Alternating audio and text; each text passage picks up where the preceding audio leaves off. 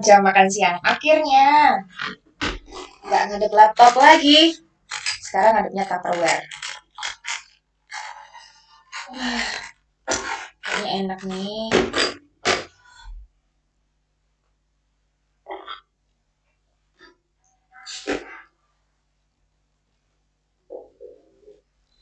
Ibu, makan apa? Hai Bu. Ini makanan yang B aja. Kurang asin Bu, sedih. Kenapa? Kurang asin rasanya? Iya, Coba beneran kurang asin. Kita nggak bawa garam. Bu. garam ya? Iya, biasanya saya kalau misalnya kurang apa, saya selalu bawa garam. Itu jadi penolong gitu loh Bu. Supaya rasanya lebih mantap. Iya. Nah, saya kepikiran sesuatu. Saya tuh kan kalau sama garam udah kayak sahabat ya Bu ya. Boleh dong saya tahu fakta tentang garam. Garam. Oke. Gini Bu, tapi dihabisin nggak makannya? Saya tutup dulu deh. Oke. Ibu kepingin. Saya cuma satu. Iya. Garam itu adalah rumusnya NaCl, Bu. NaCl. NaCl. Itu kebetulan saya baru menjelaskan materi ikatan kimia. Jadi garam itu termasuk ikatannya ion. Ion. Ingat waktu kelas SMA, waktu kelas 10 itu ya? Tentu. Ya. Tidak. Ikatan ion itu polanya begini. Harus ada logam dan non-logam. Oke. Dalam SPU, logam itu ada di golongan 1A alkali ya, 2A alkali tanah. Dengan non-logam. Non-logam itu golongan 6A oksigen atau golongan 7A halogen. Jadi bisa dari golongan 1A atau 2A dengan 6A atau 7A. Oke. NaCl tadi itu dari golongan 1A dari Na, Cl-nya dari golongan 7. Oke. Itu ada cara pembentukannya, Bu. Supaya bisa menyatu. Ya, jadi Na dan Cl dia bisa berikatan itu bagaimana? Konsepnya begini konsepnya. Supaya terjadi ikatan itu menuju konfigurasi yang lebih stabil. Lebih stabil itu kalau elektron terluarnya harus 8. Jadi golongan 8 gas mulia itu ya. Gas mulia itu adalah golongan yang paling stabil. Dengan elektron terluar 8. Seperti itu. Maka pada NaCl, coba ya, gini Bu.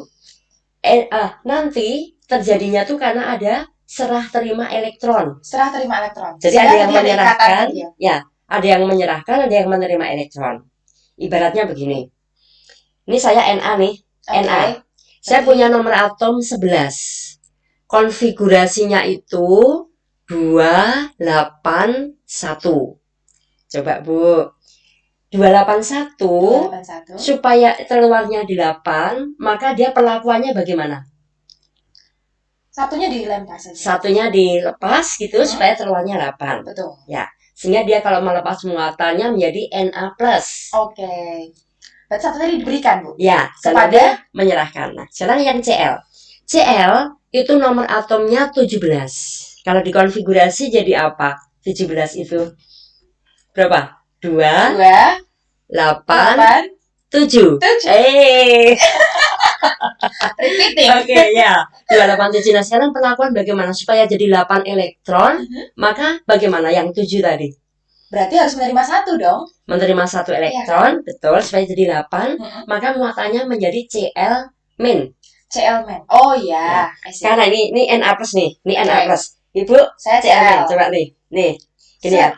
Saya Na+, Cl-. Ini menyerahkan, ini menerima. Oke. Maka ini akan terjadi ikatan karena dia udah stabil menjadi senyawanya NaCl. Oke, berarti di ibarat Ibu lebih banget gitu ya. Saya kan jauh nih. Ibu ngasih saya 1 elektron.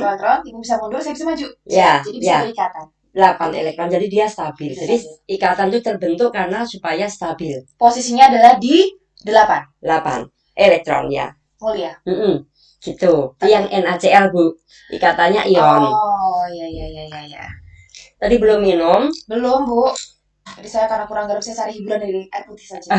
Itu sehat ya? Sehat ya. Minum dulu. Saya jadi penasaran nih. Kalau garam kan sangat dekat. Tadi saya bilang garam tuh best friend. Ternyata itu saya punya yang lebih best friend lagi nih. Kalau berarti kalau air putih tuh kayak adik saya sendiri gitu. Oh, Dekat itu banget dia ya. nama kita ya. Kalau air putih gimana dong, Bu? Air putih. Kalau air putih itu beda. Air putih itu rumusnya kan H2O ya Bu ya. H2O. Dari pembentukannya itu sudah beda. Itu nanti termasuk ikatannya kovalen. Kovalen. Tadi Bedanya ion apa? ya. Tadi ion. Oke, kalau Sekarang kovalen. Kalau kovalen itu polanya adalah non logam dengan non logam. Maka H tadi, H itu termasuk hidrogen itu non logam. non logam. O itu non logam. Okay. Nah, maka dia pembentukannya dari ikatan kovalen. Gitu ya. Beda lagi konsepnya. Kalau kovalen itu terbentuknya ikatan karena penggunaan elektron bersama. Oke. Bersama ya, ikatan, ya. Ini penggunaan elektron bersama. Bersamanya bagaimana? Bersamanya itu kalau menuju 8 elektron. Kita katakan namanya oktet. Oktet itu 8 elektron.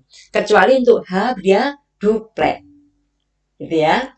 Kalau 8 oktet. Jadi dia saling memberikan, dipakai bersama-sama. Ko itu apa Bu? Ko itu kan saling memberikan gitu ya. Jadi pembentukan karena elektron bersama. Bersamanya tadi 8 elektron. Jadi misalkan nih, kita gambarkan lagi ya. Oke. O itu nomor atomnya 8. Maka kalau dikonfigurasi jadi apa Ibu? Ini malah tebak-tebakan ya. 8 jadi apa 8? Kalau saya ngisian tes kimia sudah kalah Bu. 8 jadi 2 6. Oh, dipecah. Oh iya. Ya, 2 elektron pertama, 6 elektron kedua. Hidrogen nomor atomnya 1. Nah, kalau mau menggambarkan gimana? H2O itu berarti hanya ada 2. Oke. O-nya ada 1. Gitu ya. Maka coba Ibu ini H nih. Ibu H. Ini H. Kemudian ada O di sini misalkan. Oke. Ini ada ya. Ini elektron valensinya 1, hanya 1. O di sini elektron valensinya tadi 6. Elektron valensi itu elektron pada kulit terluar. Itu ada 6. Nah, 6 ini supaya jadi 8 bagaimana? Berarti mereka saling dong, Bu. Saling memberikan. Ini memberikan 1, ini memberikan 1. Iya. O-nya yang tadinya 6 jadi 8. Tetapi hanya pun juga sama. Yang 1 elektron dari O tadi diberikan pada H, 1 elektron dari O tadi diberikan pada H. Maka hanya membentuk duplet karena 1 ikatan. O-nya tadi menjadi oktet. Oktet yang 8 elektron. Maka ini adalah penggunaannya karena penggunaan elektron bersama. O-nya menjadi 8 oktet. O hanya jadi 2 duplet. Beda ya? Beda. Ya, seperti itu. Teorinya berbeda ya. Karena ini non polar ya. Non polar. Untuk kasus ini kovalen. Kovalen, non logam dengan non logam gitu. Oke. Ya. Sekarang saya tambah penasaran lagi nih, semakin yang lebih dekat lagi Bu. Apa itu? Sekarang lebih ke anggapan tuh kalau misalnya nafas tuh seperti ibu saya gitu. Saya tadi adik. Adik. Ini saya adik. Kalau nafas itu diri sendiri gitu.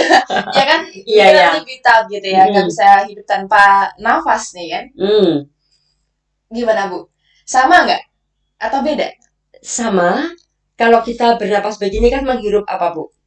Oksigen. Kemudian kita menghembuskan kayak apa ya? Melepaskan CO2. Ini termasuk juga ikatannya kovalen. Oke, kovalen. Polanya tadi karena apa? Oksigen itu kan O dan O. Maka dia non logam dengan non logam. Kemudian CO2 itu C-nya apa? Non logam. O-nya juga non logam. Ya. Nah, itu nanti ada membedakan lagi. Jadi yang kovalen nanti ada yang namanya kovalen polar, ada kovalen yang non polar Bu. Nanti ada bedanya. Kebetulan ini ada siswa yang praktek. Ada yang praktek itu kalau dari pengertiannya beda-beda sih. Kovalen polar itu misalkan mempunyai perbedaan elektronegativitas besar. Kemudian bentuknya tidak simetris. Kemudian momen dipolnya tidak sama dengan 0. Seperti itu ya. Tapi ini praktek. Jadi, nah ini saya lebih suka nih karena terus jadi kayak tik tuk gitu. Iya. Ada gambarannya gitu. Kalau siswa praktek itu bedanya dia akan termemori terus dan akan memahami itu dengan baik. Karena dia pernah melakukan praktek. Apalagi tahapan belajar tuh. Ya. dia lebih Creating, ya itu ya juga. lebih nyata, gitu ya, lebih nyata. Nah, mau kita lihat? Boleh dong. Boleh ya. Ini dari praktek. Jadi praktek ikatan kovalen polar ada dua, polar dan non polar. Yang polar akan disampaikan oleh Mikael Bima, kelas 10 MIPA 3. Halo Bima. Ya. Keren, Nanti ada yang non polar oleh Theodorus Aryo, kelas 10 MIPA 1. Halo Wow. Theo. Hai Theo. Ya. Oke, kita lihat. Untuk praktik yang kovalen polar, kita lihat dulu alatnya. Alatnya itu ada apa? Ada tusuk, Penggaris. ada Oh. penggaris, kemudian ada tusuk gigi, ada tempat plastiknya. Gitu. Kemudian bahannya pakai air. Bima menggunakan air karena dia mau praktek polar. Prakteknya yang pertama menggosokkan penggaris di rambut. Oke. Ini fungsinya untuk mendapatkan medan listrik pada penggaris tadi. Selanjutnya, prakteknya Bima akan mengucurkan air yang ada di plastik, kemudian didekatkan dengan penggaris. Mendekatkannya pada posisi sejajar. Ternyata kucuran air ini akan dibelokkan ke arah penggaris tadi yang sudah ada medan listriknya. Nah, karena dia dibelokkan ke arah medan listrik itu, ini bisa dikatakan kalau air itu termasuk ikatan kovalennya polar, Bu. Polar. Ya. Karena dia tadi dibelokkan, waktu dikucurkan dia dibelokkan ke arah penggaris. Seperti itu. Ini untuk membedakan polar dan polar. Ini polar ya. Sekarang ini yang polar. Sekarang yang non polar. Non polar ini dipraktekkan oleh Theo tadi ya. Alatnya sama.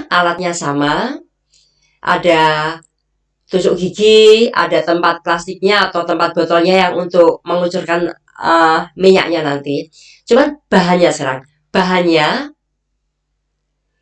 Bahannya ini menggunakan minyak kelapa di rumah. Sebenarnya bisa juga, Bu, menggunakan mau pakai bensin, mau pakai alkohol. Alkohol bisa. Karena sekarang ini sering hand sanitizer. Oke. Bisa pakai alkohol juga bisa, gitu ya. Dia cuma memakai minyak. Kemudian prakteknya sama. Dia akan menggosokkan penggaris ke rambut. Ini untuk menghasilkan medan listrik tadi, magnetnya. Kemudian prakteknya selanjutnya dia melubangi minyak itu dengan tusuk gigi, kemudian dikucurkan, didekatkan pada penggaris dengan arah yang sejajar. Ternyata, Bu, ini minyaknya itu tidak akan dibelokkan. Karena ini tadi udah penggarisnya kan udah ada medan listriknya ya. Ini dia tidak dibelokkan. Sehingga nanti kalau dia tidak dibelokkan bisa dikatakan minyak itu termasuk kovalennya non polar. Oke, termasuk non polar. Gitu seperti itu ya. Jadi prakteknya seperti itu, maka dia akan mememori kalau polar dan polar itu bisa dengan praktek. Iya. Wow, tadi luar biasa sekali, Bima. Terima kasih ya, Bima sama Theo ya. Theo. Saya jadi ada gambaran. Berarti kalau belajar kimia tuh asik ya, Bu. Maksudnya kalau yang saya pikirkan tuh ya, ada tabel tuh. Ya kan? Tabel periodik. Tabel periodik tuh harus ngapalin banget gitu. Tapi ternyata bisa dikemas dengan cara yang cukup asik ya. Sangat asik malah kita karena simple gitu ya. Dan lebih ada gambarannya. Jadi mungkin begini, Bu. Kalau kimia itu kita tidak sekedar menghafalkan konsep gitu ya, tetapi lebih pada memahami konsep. Dan itu semuanya dekat dengan kehidupan kita sehari-hari. Tadi Bu bilang seperti ibarat seperti adik sendiri, seperti adik gitu seperti ya. Malika. Itu namanya dekat dengan kehidupan kita sehari-hari. Ini merupakan kebesaran Tuhan ya, Bu ya. Karena Tuhan begitu mengatur semuanya, ritme dinamika kehidupan kita tuh sedemikian rupa. Itu adalah kebesaran Tuhan, ya. Jadi tidak hanya sekedar menghafalkan. Kalau menghafalkan nanti kalau lupa berarti nggak bisa mengerjakan. Iya. Jadi kalau tips saya itu untuk supaya bisa kimia, satu, itu bisa konsepnya dulu, Bu, memahami konsepnya. Kemudian kalau untuk yang pemahaman juga bisa dengan praktek-praktek sehari-hari tadi, atau kalau tidak dengan latihan soal, Bu. Wah, ini nih. Nah, kalau semakin kita Pak, latihan contoh. soal, itu semakin biasa mengerjakan, nanti tahu kesulitannya di mana, oh ini triknya bagaimana, itu yang menentukan bisa kita kalau kita sering belajar, latihan Tahu case-nya mengerjakan ya, tahu saya tuh kelemahannya di Mm-mm. bagian mana sih, gitu Ya, ya. hitungnya atau konsepnya atau reaksinya atau apanya. Jadi Hmm. latihan soal, Bu, kalau di kimia itu. Begitu. Luar biasa sekali, ya ampun. Saya jadi Ya, senang karena ternyata semua itu dekat ya, Bu ya. ya, Benar-benar dekat contohnya gitu. Jadi kita bisa semakin tahu nih. Bahkan mm-mm. kita juga bisa tahu reaksi-reaksi yang berbeda antar partikel, antar barang gitu ya. Ya, ya. Luar biasa sekali. Oke, teman-teman, saya sama Bu Suci mau pamit dulu karena kita selain mau makan. Semua hal yang di sini tuh semuanya settingan, termasuk makan di perpustakaan karena itu settingan. Yang fakta hanya ilmu dari Bu Suci. Oh, Terima kasih. Oke, terima kasih.